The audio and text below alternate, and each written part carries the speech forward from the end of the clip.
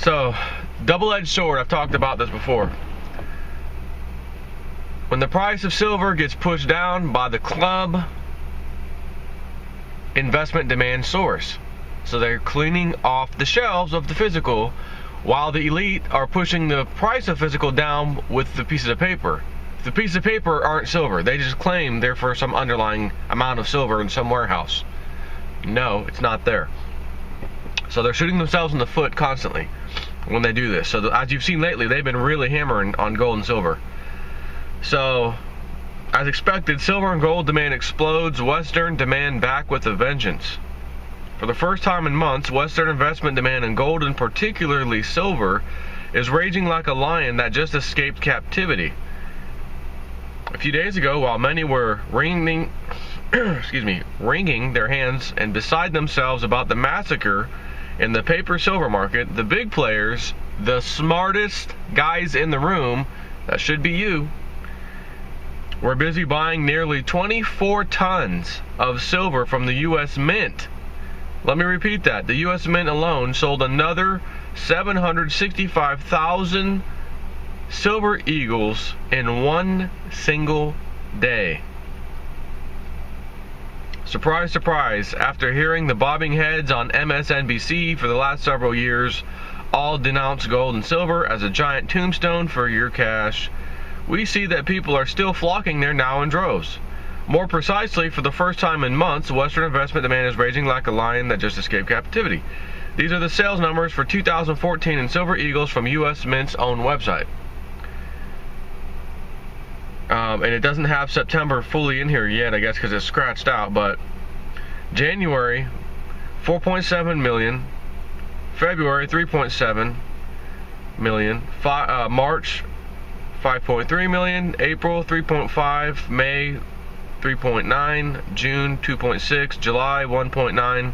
August, 2. September, 3.3. And that was the latest. It was scratched out, so I don't think it was even finished yet. So it says, pay careful attention to September's sales month above 3.375 million ounces of silver, or over 100 tons in a month. That's the largest monthly sales figure of silver eagle sales since spring of this year. Well, I guess May, you continue, it's close to May's. The pattern, though, which isn't apparent in this chart, is that most of this month's demand has come in only the past 2 weeks. See that above graph, in which I'm not going to show you right now, in that scratched out number. I wrote that yesterday on the last sales day of the month, thinking that there was likely no way that they'd sell or report any more silver eagles in September. So now that number is 4.1 million. So it is in fact the largest purchase since March of this year in any given month. So that's an accurate statement to say that it's back with a vengeance. Wrap your minds around this. In one day, that mint sold as many eagles as it used to sell in an entire month. Back in the day, years ago. Not a whole lot of years ago, just a few years ago. That's nearly 9 times as much silver as the U.S. even mined yesterday. So, why even mention this right now? The silver and gold have been hit so hard and everything. You think that'd be the last thing Jay Snip 4 wants to talk about is the gold and silver demand. Well, as I've told you for a long time, and I know I've got subscribers that have been listening to me for several years,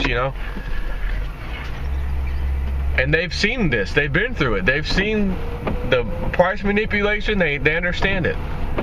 It's hard to convince somebody that doesn't understand or is even willing to believe that there's price manipulation in the on the COMEX, the commodities market. And that pretty much goes for everything, by the way, not just gold and silver, which I've mentioned, a million times as well. Freaking peacocks, man. Right in the way, just walking down the street like they own the place. So, hold on. Make sure I don't hit Big Papa. Alright. So, if they control the price, people may even say, well, look, you know what? I think I do believe that they do set the price and they do manipulate it.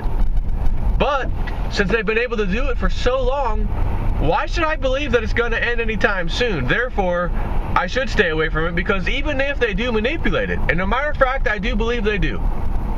But since they're the ones that control it and they haven't been stopped so far, why should I even waste my time with that? Why shouldn't I just invest in something like the stock market? Another thing that they control. Well, it's actually quite simple. Can the price of gold and silver go to zero? Or even, $1 or a few dollars, and stay there for any real length of time? Answer is no. Why? Because you cannot mine gold and silver for free. Not to mention the harder, more deeper, etc. to get to ore, gold and silver, make it more expensive for these companies, mining companies, to go and extract. They have to dig deeper. They have to have extremely heavy equipment. That equipment uses diesel fuel most of the time. Now, some of these huge miners, they actually run off of their excavators are massive, and they are ran off of electricity. But again, the electricity is ran from usually a generator of some type. Long story short, it costs a lot of money. So if the price goes below a certain number for any of these things, it's got to be a length of time, then those companies will go bankrupt. So they can't go below this, whatever the magic number is right now. I don't know exactly what that is at the moment, but I remember reading how some of these major mining companies were losing money at like $30 silver roughly. Or some were breaking even, some were just under, or just, slight losses. But a loss is a loss. I mean, you couldn't keep your operation, even if you had a slight loss every year. That means you're losing money every year. You're not able to pay your bills in full, technically speaking, right? So if you had a nest egg built up, it's going to be depleted here, shortly. So we've now established gold and silver cannot go to zero. Therefore, your investment cannot go to zero. And the only other thing you could really look at would be some company's stock, shares, i.e. the stock market. Pick a flavor, pick a stock, whether it's the S&P, the Dow, or a specific company. Some no-name company, as a matter of fact, that may have done well. As Lindsay said, when they pull the trigger on the stock market, there are going to be massive bankruptcies. There are going to be massive things like that taking place. All kinds of companies are going to experience it. If you are invested in any of those companies via their shares, stocks, you're going to take a massive hit, because if there's any company on the face of the earth that has to file for bankruptcy protection of any sort, Chapter 11, Chapter 7, whatever it may be, do you think for 1 second their stocks are going to soar? Oh, so-and-so's filing for bankruptcy, chapter whatever, again, whatever chapter, doesn't matter, 7 or 11. Stock market rallies. Matter of fact, that company's stock rallies. Just went bankrupt today. Their stocks rally. No. By the time the company goes bankrupt, the stocks have already been devastated. Little secret. The stocks are already lower than where they should be. And then when the announcement comes, it's game over. And then you're looking at a pile of worthless paper. As Lindsay said a million times from his elite friend, if it's written, your investment, your financial instruments of choice, if it's written on a piece of paper, that's how it was put to him. If it's written on a piece of paper, it will not be worth the paper it was written on when this happens. And as he said, this appears to be getting ready to take place in a year from now, September, October of next year, is what he was told. So, if you had physical gold and silver in your possession, would that matter? No. And because the stock market, COMEX market in this case, commodities, is kind of like the stock market where paper's traded, but the difference is, for example, like a company, a share. If you take one piece of paper, one share, of a company. You can't cash it in and say, give me a physical object. The only thing you can cash in for, sure, you can sell it for cash when the going's good. When the going's bad, it may be completely gone. The company may not even exist. You lose everything. So the COMEX market, which issues these futures contracts, paper silver, paper gold, all they're used for is to set the price. That's it. They're just transferring from one big bank, sends it to his friend or his other subsidiary. They buy it all up, set the price wherever they want it for that day, and then they hold back on how many they're going to sell the next day, or maybe they flood the market some more with sell contracts. There's never enough buyers, because for there to be enough buyers, there'd have to be enough people, regular people, out there wanting to play that market, which it never is the case.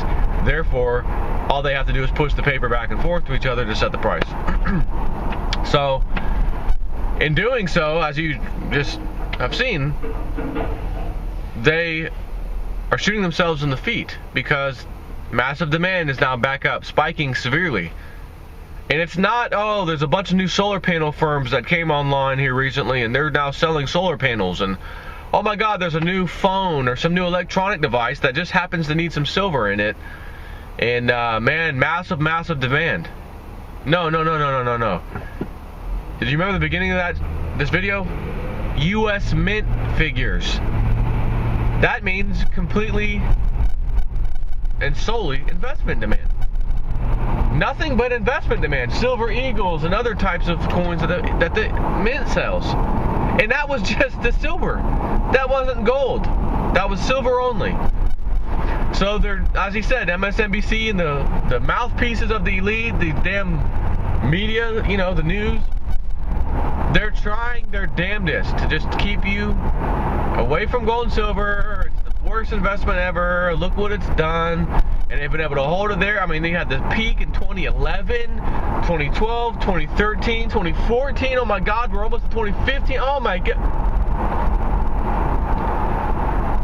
Don't let it get to you. If you could just weather this little storm, you will be rewarded handsomely. And the good news is a lot of people aren't buying the crap based off of those investment numbers. That proves. So it doesn't matter if you turn on the news and MSNBC shows you some chart and, oh, look at the price of silver since 20. That was such a bad investment. We told you on our show not to get into that, and it's actually quite simple. Whatever the news, media, and or government tells you to do, you should do the opposite. Whatever they tell you not to do, you should do the opposite. And they're telling you not to mess with gold and silver, and they're showing you, flexing their muscle on the price with the paper contracts, that we told you so, stay away from it. Matter of fact, look at the stock market, it's still doing pretty well. We told you to put your money there. And they do it for a length of time in which an average human being would look at that and say, this isn't changing anytime soon. Technical charts, all these whatever charts and anything I can get my hands on says this is just awkward, weird, it shouldn't happen, but since it's here, I'm just going to stay away from it. Plain and simple. So, keep stacking. Got a little extra money? Matter of fact, what's around the corner? Tax return. It's time for tax season to kick in. You might be getting a lump sum of money back. What a perfect investment to put it in. Hopefully, if this doesn't rebound too rapidly in the near future and the prices go back up. We can only wait and see. Take care.